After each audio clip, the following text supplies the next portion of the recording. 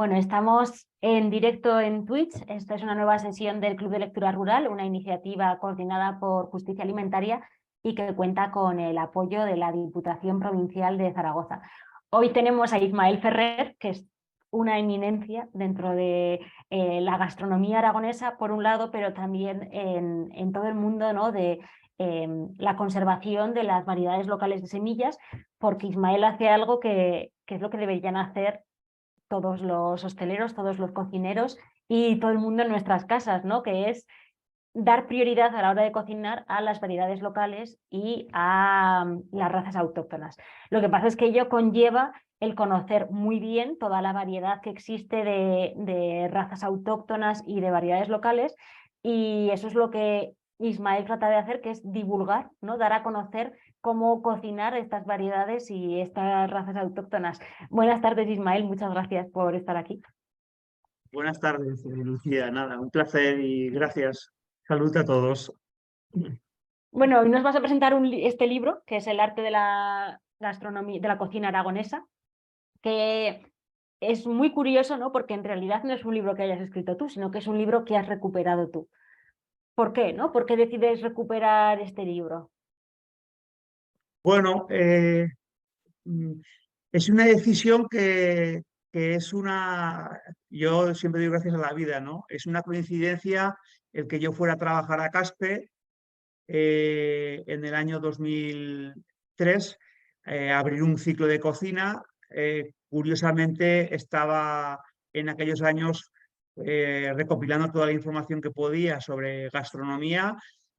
Conocía el trabajo, los libros que estaba publicando Darío Vidal, y bueno, estando en Caspe, pues un día lo llamé por teléfono y nos citamos, ¿no? Yo cuando lo conocí tampoco conocía este recetario inédito. Lo que sí que, bueno, con el paso de los años eh, me enteré curiosamente porque él, a pesar de la acción que le habían hecho, no era algo que me contara, porque fuimos haciendo una amistad importante, ¿no?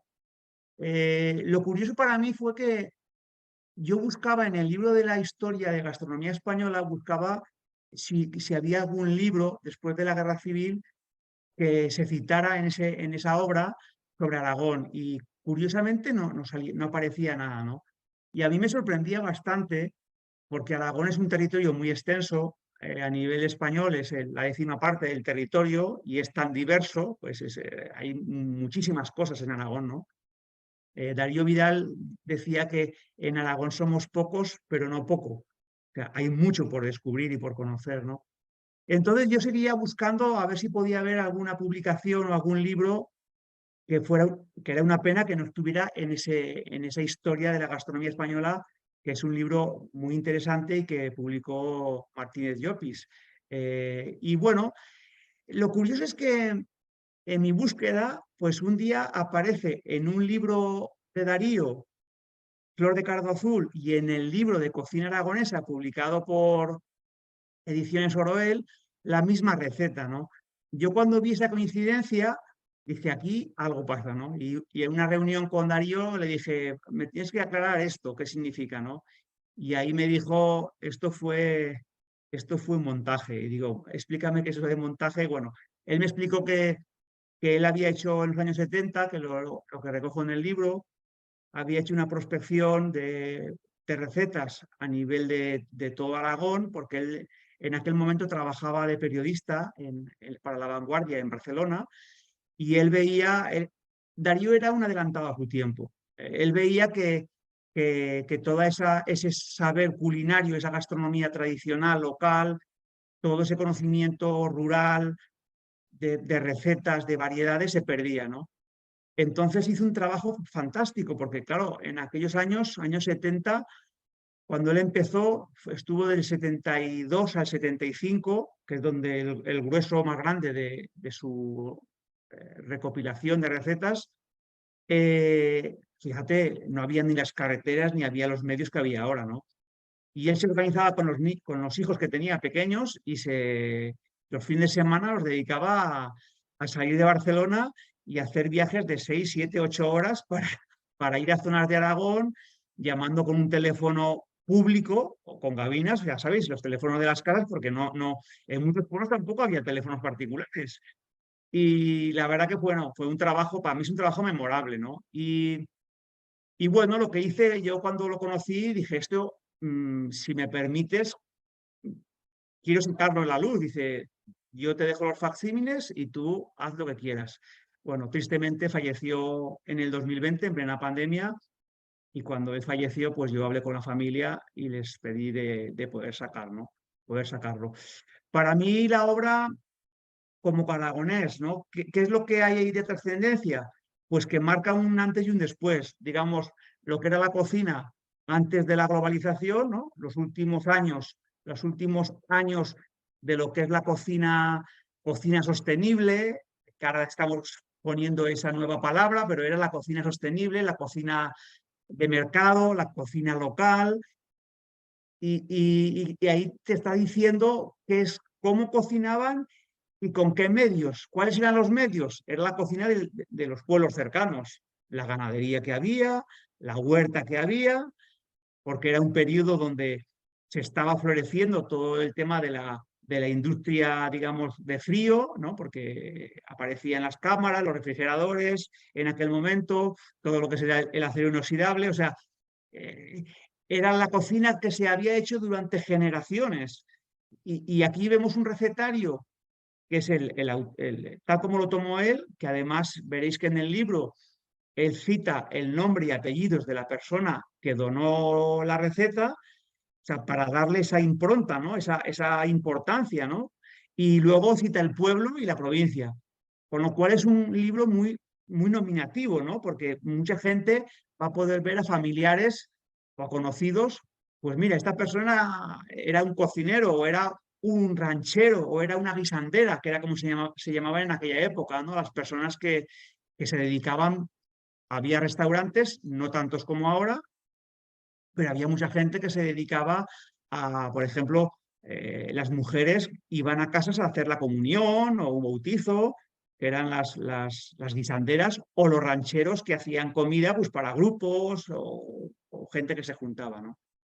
Y bueno, como decía, el recetario es muy amplio, él cogió más de 1000 recetas, a mí me cedió una selección, aparecen 400 en el libro, y bueno, lo anecdótico es que fue un plagio, ¿no? Un plagio que ahora mismo se pone en la luz de quién era el verdadero autor, pero lo más importante es toda la información que hay.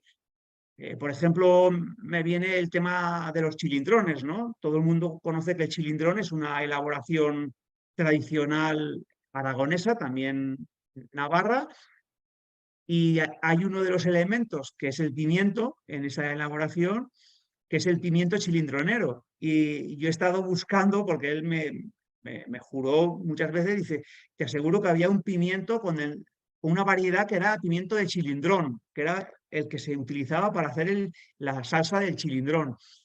Yo no he sabido encontrar esa variedad, ¿no? Pero bueno, como ese caso, hay más situaciones que se repiten en recetas donde realmente se está poniendo en valor tradiciones, variedades que algunas de ellas hemos perdido, ¿no? Mm. Aunque también tengo que decir, para la gente que es muy buscadora de recetas, que es una de mis aficiones, intentar ligar lo que es los recetarios con las variedades tradicionales y podemos comprobar rápidamente que en aquel momento, como había tanta cantidad de producción, no se ponía en valor las variedades, se daba por sí, ¿no? Que había mucho. Entonces, cuando hemos perdido cuando ha habido esa erosión genética en la huerta tan importante especialmente, es cuando hemos empezado a valorar lo que estábamos perdiendo, ¿no? Y hemos empezado a clasificar, a nombrar, etcétera, etcétera.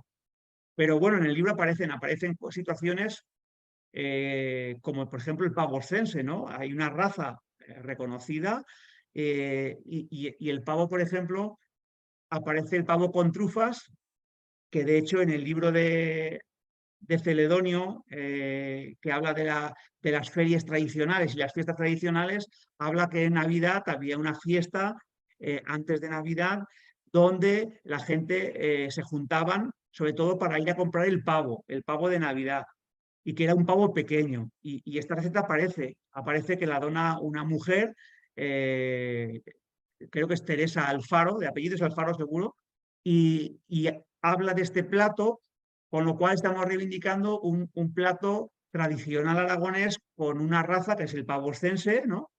Que está en peligro de extinción, con las trufas, que es otro elemento tan dinamizador en los últimos años en Aragón, la trufa silvestre.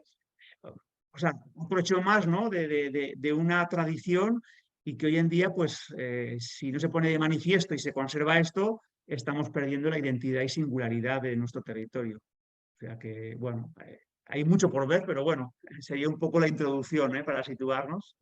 Sí, la verdad es que el libro es una pasada, ¿no? Porque, bueno, hay recetas también muy curiosas y yo me acuerdo que, bueno, cuando lo abrí por primera vez en San Jorge, en la Feria del Libro, y la primera receta que aparece es bodela de tena, y me llamó mucho la atención que cuentan, ¿no? Que se confeccionaba con la carne de la herida del sarrio. O sea, que también que hay muchas, hay, bueno, para empezar, hay muchos productos que ya no se consumen, ¿no? Porque ahora vamos al supermercado y compramos los que nos venden en el supermercado y cada vez se consume menos carne de caza. Pero luego hay partes de la carne, ¿no? Que también como que cada vez están más en desuso, y de hecho aquí hay un apartado que me parece muy interesante, ¿no? Ahora que se habla tanto de comida de recicle, ¿no? De utilizar comida de días anteriores, y sin embargo, cuando vamos a la carnicería hay muchas partes que no compramos.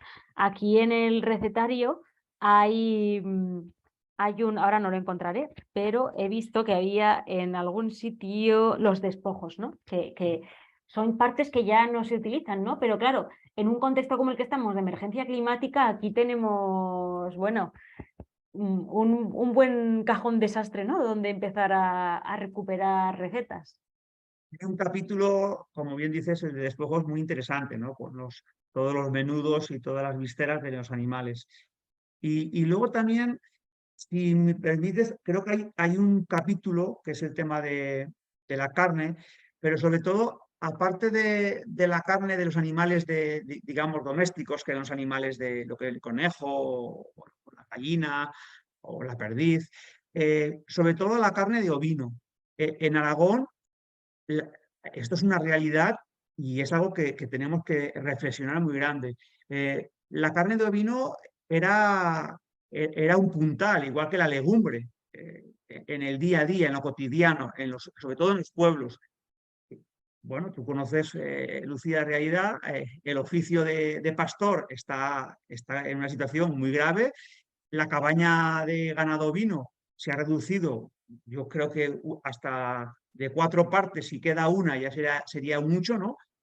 Y las razas que había, en Aragón hoy en día, pues realmente, antes lo comentabas al principio, es algo que no se estudia, por ejemplo, en la escuela de hostelería, pero si tenemos 8 razas de ganado ovino, ¿quién sabe cuáles son? ¿Quién sabe dónde están? ¿Quién sabe cuál es mejor para leche o para carne? Y aquí aparecen muchísimas recetas que nos denota el uso y el consumo que había de ganado ovino, aparte de, el valor que tiene para la transhumancia, para la limpieza de montes. Y estamos viendo que hemos pecado, que hemos hecho un error, porque estamos consumiendo carnes de animales intensivos, alimentados con carne procedente, o sea, con alimento que no sabemos de dónde viene, o si lo sabemos, mejor no decirlo porque es una barbaridad. Y me refiero que estamos en un punto, la alimentación es un acto sagrado, pero que debemos reflexionar hasta dónde hemos llegado, porque el cambio solamente llega a través nuestro, por un reconocimiento del error que hemos hecho, por una aceptación de que sí, que es verdad, que podemos cambiar las cosas, pero que nos hemos equivocado, y luego porque hay que interiorizar de que esto no es algo que hagamos solamente un día y nos confesamos y ya vale para todo el año. Si queremos cambiar la alimentación y que sea sostenible, es un acto que debemos hacer 365 días del año, ¿eh? Y aquí en el libro pues aparecen muchos ejemplos de recetas muy sencillas con 4 o 5 ingredientes, que era como la gente consumía, pero no hace 50 años. durante toda la vida, ¿eh? Hoy en día llenamos la mesa con muchas cosas y a veces de un limitado o una calidad bastante mediocre y que realmente ni son sostenibles ni están muy cerca, ¿eh? Pues totalmente de acuerdo. Además, bueno, que nos hemos acostumbrado a comer las cosas de una manera y cada vez nos vamos cerrando, ¿no?, en ese abanico de recetas que hay, porque tú comentabas el caso del cordero, que antes justamente me he estado fijando en eso del libro, ¿no?, que en la parte, en el apartado de carnes hay, mm, en comparación, ¿no?, con el cordero, bastante pocas recetas de ternera. Y de cordero hay una barbaridad, pero es que no es que haya una barbaridad de recetas de cordero, es que de jarretes salen, no sé si son 5 o 6 maneras distintas de hacerlas, pero tú vas a un Sí. restaurante de comida tradicional aragonesa y o te encuentras el ternasco asado o te encuentras un guiso de cordero, ¿no? Pero no te encuentras estas recetas o esta gran variedad, que se está perdiendo todo eso. Mira, hay una cosa en la que he estado trabajando y es si, no sé, a los que nos escuchan, no sé si hay gente de fuera de Aragón, pero a los que somos de Aragón, yo preguntaría, ¿alguien sabría decirme cuáles son las características que debería tener un restaurante de cocina aragonesa? Porque realmente eso no está escrito ni está consensuado. Y realmente en un restaurante de cocina aragonesa, entre muchas cosas, aparte de legumbres, que hay muchas y muy buenas, la carne de ovino es esencial. Y hoy en día ni hay platos de forma generalizada, ni de despojos, ni de paletilla, ni de jarretes guisados. No existe, no está, no se da. Entonces quiere decir que la cocina aragonesa tradicional está en peligro también, en peligro de desaparecer, porque no está reconocido ese trabajo. Ujú. Sí, es que, bueno, resulta muy llamativo, ¿no? Pero bueno, todo el libro, la verdad, todo lo que aparecen, pues por ejemplo, sopas de almendra, ¿no? Aragón, que es un territorio que produce muchísima almendra y que parece que las almendras se han quedado relegado su uso a comerlas como frutos secos, a ciertas recetas como el cardo, pero sopas de almendra, ¿no? Es algo que yo creo que es una receta, yo jamás la había oído, no sé si es que es una cosa muy aislada o si es realmente una receta que se está extinguiendo. Bueno, yo creo que la sopa de almendra hoy en día no se practica prácticamente en la cocina. Y otro elemento, fíjate, la sopa de almendra, pero sobre todo que aparece en este libro, y esto es muy desconocido, incluso para los cocineros, porque no, yo cuando estudié, a mí no me lo enseñaron, es el uso de la nuez. Aquí aparece un capítulo con lo que son las nógadas, que ya decía que Aragón es muy grande, Teruel es muy distinto a lo que es Huesca. Y había un uso muy grande de las nueces, sustituyendo a la almendra, ¿vale? Y con salsas, con acompañamientos para el cardo o para la carne o para pescados. Y esto casi es desconocido. La palabra nogada es una palabra aragonesa, turolense, que se utiliza en esas elaboraciones, como los morteruelos, que todo el mundo lo acuña a Castilla-La Mancha, la zona de Cuenca, pero ya digo que en la zona de Teruel, en el sur, se hacen morteruelos, se hacen los gazpachos turolenses y también está bastante abandonado esa realidad. Por eso que van a haber muchos platos y algunos con, no sé, me recuerdo ahora el nombre de caracatraya, ¿no? Un nombre que acuñó Darío, que es un guiso con pajaritos, cangrejos de río, que se hacía en la zona de Borja, ¿no? Y es un guiso totalmente curioso el nombre que le dio Darío, pero que hoy en día, bueno, pues cangrejos de río están en peligro de extinción, hay varios productos que aparecen en el libro que no se pueden comer, los pajaritos igual, pero que en aquel momento era un plato de bastante uso común, ¿no? En la cocina local. Tú eres profesor de cocina en grado de hostelería y turismo. No sé si ves que la gente, ¿no? La gente que se está formando para dedicarse a ser cocineros profesionales, si tienen interés por recuperar las recetas antiguas, las variedades locales, las razas autóctonas, o si son cosas que dicen, bueno, no, estas son cosas del pasado, yo quiero hacer cocina oriental, ¿no? Porque ahora se está llenando todo de restaurantes exóticos y parece como que lo nuestro, ¿no? Tiene menos valor. Mira, haces una buena pregunta. A ver, los alumnos aprenden, como todo, aprenden lo que el profesor quiere enseñar, porque al final eso es una realidad. Y yo es algo que me digo a mí mismo, o sea, nadie puede comer aquello que no conoce. Entonces, evidentemente, si hay profesores que no conocen la cocina tradicional aragonesa, las variedades tradicionales, las razas, no lo van a enseñar. Y si no lo enseñan, una persona cuando sea profesional no lo va a demandar. Y esto es lo que ocurre.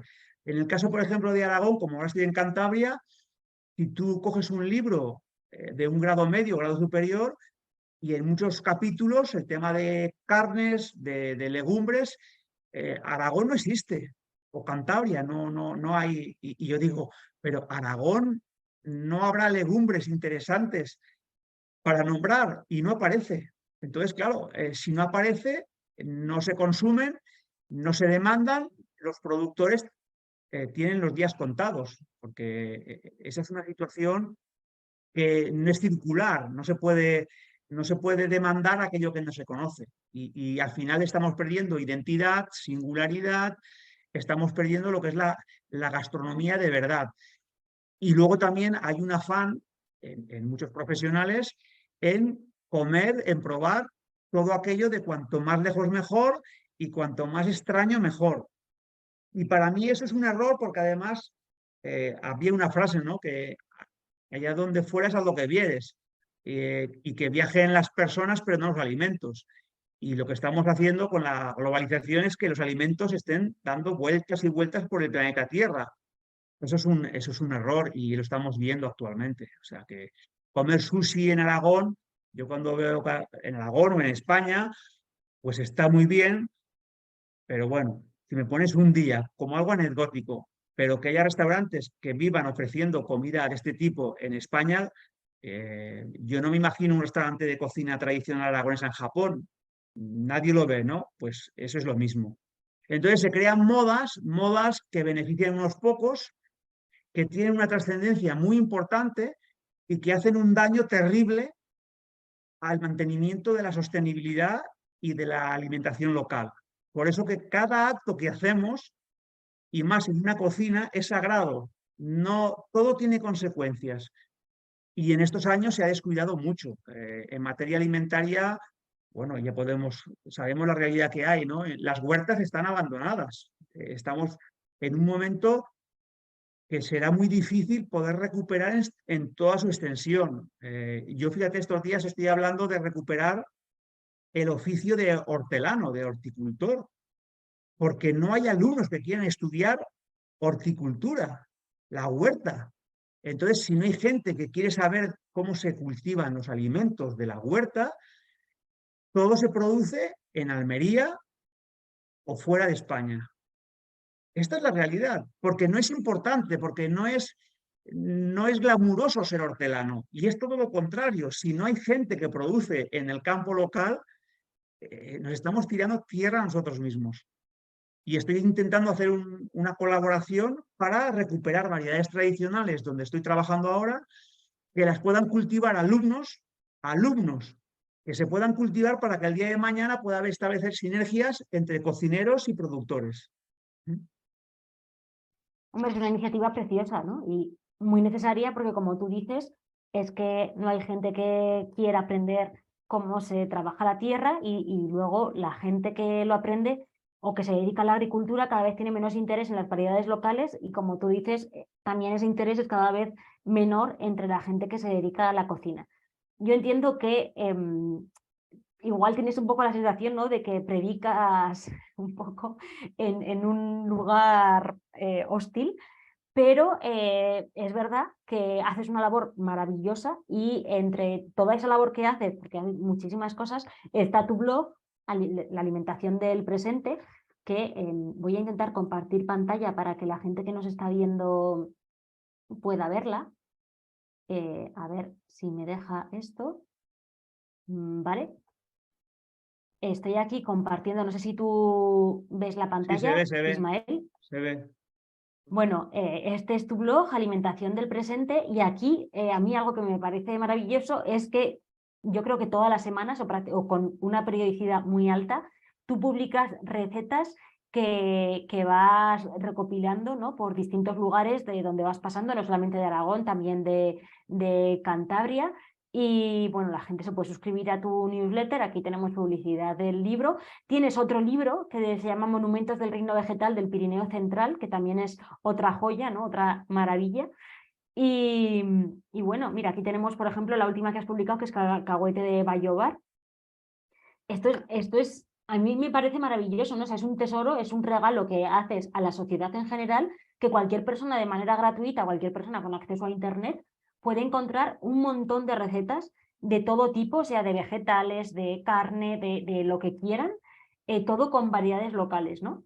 No sé, cuéntanos un poco, preséntanos cuál es tu forma, ¿no? De por qué surge el blog y, bueno, un poco qué acogida ves que está teniendo. Bueno, te agradezco mucho, Lucía, que muestres este trabajo. Bueno, ya son muchos años con el blog.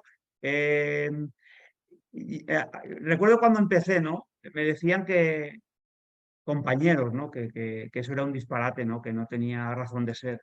Yo lo que aquí intento plasmar, y creo que lo he conseguido, es que se puede consumir y hacer platos en base a la biodiversidad del territorio.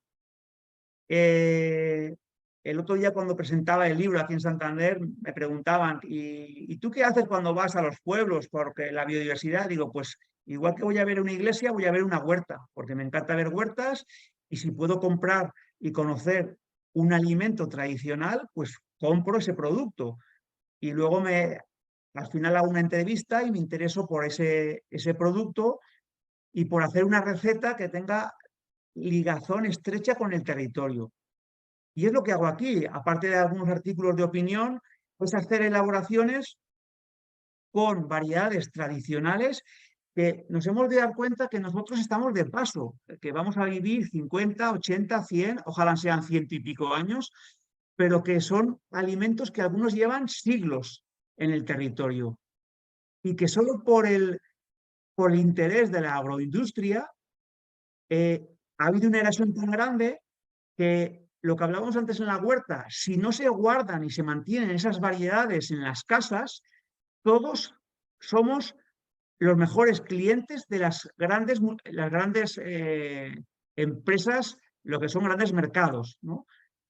Y eso nos lleva a una alimentación monotemática, totalmente dirigida, desprovista de texturas y sabores, es algo alineado y además de una vulnerabilidad extrema, porque si no tenemos diversidad en la huerta que está cercana, dependemos de lo que nos traigan las grandes empresas, que al final ellos se dedican a ganar dinero y lo que quieren es producir alimentos que les dejen más rédito, que les den más dinero a ganar. Y eso va en contra de la gastronomía. Y hoy en día, cuando hablamos de gastronomía, si algo es bonito, el sentarse en la mesa, es porque hay diversidad y en cada rincón de una provincia, de un país, que haya esas singularidades. Porque si no es así, estamos perdiendo la esencia, que es, aparte de respirar y beber agua, que es lo mínimo que podemos, es comer. Y la salud empieza en el plato. Y una parte de ella está detrás de la biodiversidad, tanto de la huerta como de las razas animales. El no entender esto es vivir alejado de la realidad.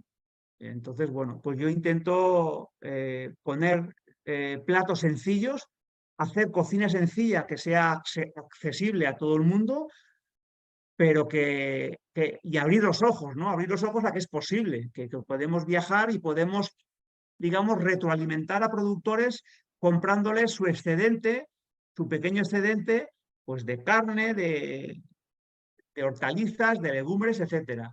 Y luego comérnosla en nuestra casa. Además que esas variedades locales están mucho más adaptadas a el clima del territorio, al suelo, a las enfermedades que hay en esa zona, ¿no?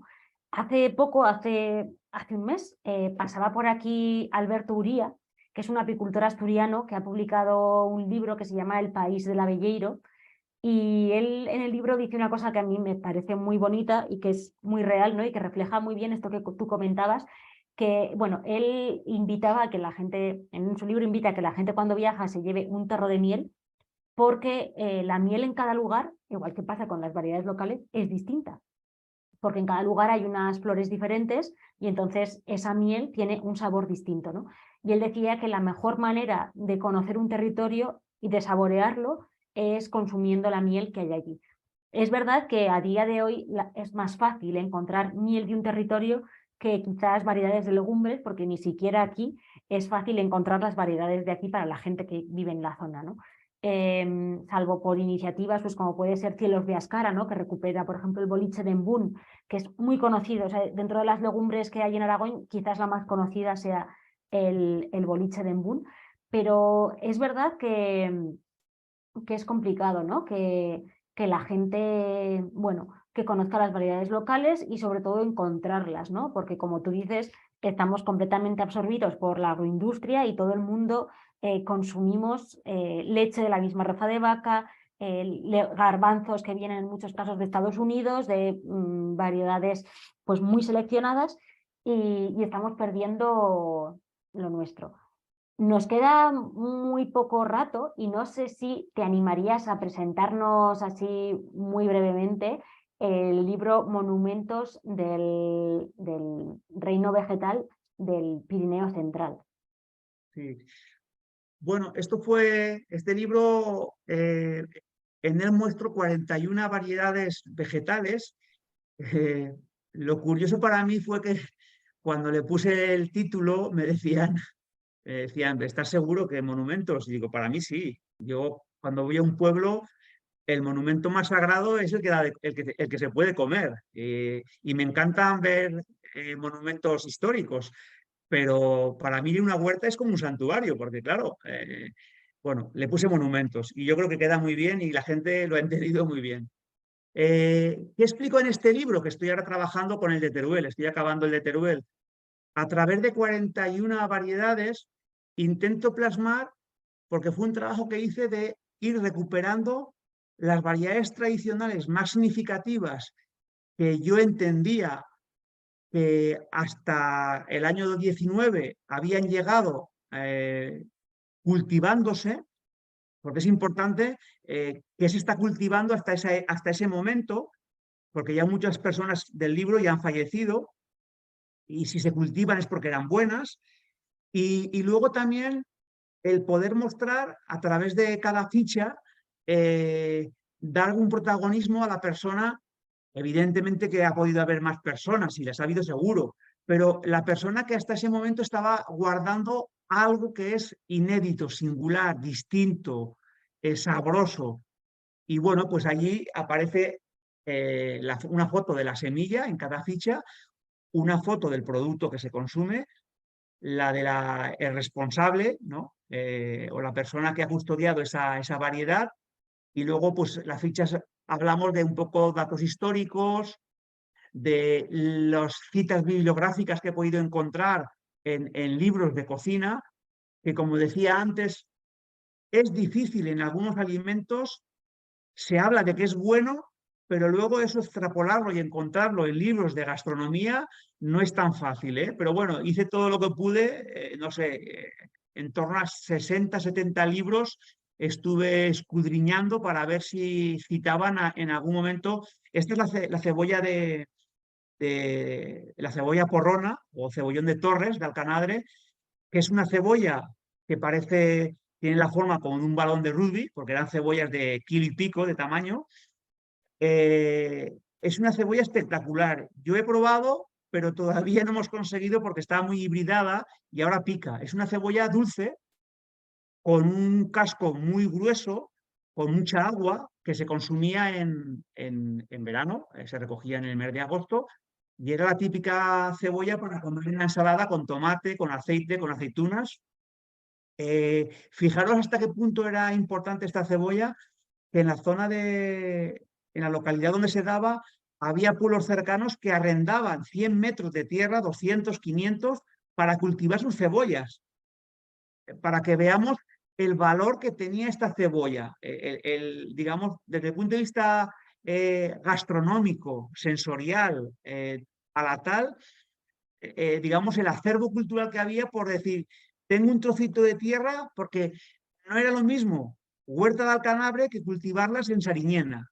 Ya no es lo mismo. Y esto antes la gente lo sabía muy bien. Que ahora nos creemos que una semilla la llevamos a cualquier sitio y hace lo mismo. No se comporta igual. Y esto lo recogí, por ejemplo, en el caso de esta cebolla, ¿no? Y estamos ahora depurando la semilla, y la foto que sale ahí, esta es una señora haciendo las horcas de cebollas para guardar. Y la otra foto del señor que sale es el alcalde, no sé si ahora con los comicios que ha habido, que él decía, Ismael, si pudiéramos recuperar una fiesta, una feria de la cebolla, pues me harías feliz y sería un logro, ¿no? Para el pueblo, porque fijaros, en esta localidad las huertas están arrasadas y se cultiva maíz transgénico. Todo el monte está con maíz transgénico. Esta es la realidad. ¿Mm? Y bueno, pues así voy nombrando desde hortalizas hasta legumbres y luego al final 4 variedades singulares, ¿no? Como es el azafrán, que se está recuperando, y por último la trufa. Pues es que es una pasada todo el trabajo que haces. Si te tuvieras que quedar con una receta, ¿cuál sería? ¿Qué receta nos recomiendas? Bueno, una receta, para mí, bueno, si es una, pero yo te diría dos, para mí Bueno, sería pues dos me vale también. un plato a base de legumbre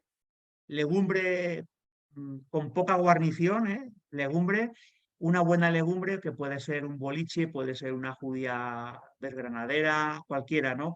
Y luego un plato de cordero. A mí el cordero guisado, pero por ejemplo la churra tensina, o por ejemplo el plato, en el libro este aparece una receta muy interesante en el libro, que son los chiletones y que cómo se empleaba, qué capacidad y qué singularidad tenían de aprovechar todo lo que eran las manos de cordero, y me parece que es una receta interesantísima. O si no, el cordero guisado. A mí el cordero guisado me parece espectacular, tanto los cuellos como el tajo bajo, eh, el caldo que hace y el jugo me parece algo envidiable. Y que realmente cuando estoy comiendo cordero, es que estoy sintiendo Aragón por los 4 costados. Que es difícil, comerse un buen plato guisado, un plato de cordero guisado. Es difícil, no es fácil hoy en día. Y cuando preguntas una raza ya descolocas al restaurante y a veces hasta los carniceros, ¿no? Dices, ¿qué me estás contando? Claro, Ujú. sí, igual que el ternasco de Aragón, ¿no? Como es una IGP, va ligado a ciertas razas. Es verdad que la gente tiende a consumir el ternasco asado principalmente o quizás a la plancha o a la parrilla, pero sí que se está perdiendo, ¿no? Todos esos razas de cordero más ligadas a hacer guisos, porque según la raza ahí tienen más o menos grasa, lo cual influye también en el sabor que dan a los platos. Oye, ha sido muy interesante todo lo que nos has contado. El libro, bueno, ya le había echado algún vistazo, pero desde luego que es un tesoro. Y tu otro libro también, así como tu blog, que a mí me encanta. Y bueno, nunca me animo a hacer recetas porque parece que cuesta, ¿no? Sobre todo la gente de mi generación se está perdiendo mucho la cocina tradicional. Pero desde luego que a mí me encanta leerlo y a ver si algún día me animo a hacer alguna de esas maravillosas recetas. Muchísimas gracias, Ismael, por todo lo que haces y por estar aquí hoy con nosotros. Nada, gracias, Lucía, a ti, gracias a los que nos están escuchando. Y nada, con placer, y animar a la gente que es importante reconocer el territorio, observar bien y consumir producto local. Es el camino, no hay otro camino. Lo demás ya sabemos dónde nos lleva. O sea que nada, salud a todos y feliz tarde. Muchas gracias, Ismael. Bueno, no lo hemos dicho, el libro está editado por Prames y se puede pedir en cualquier librería. Si no lo tienen, tardan un par de días en hacerlo llegar a la librería. Muchas gracias.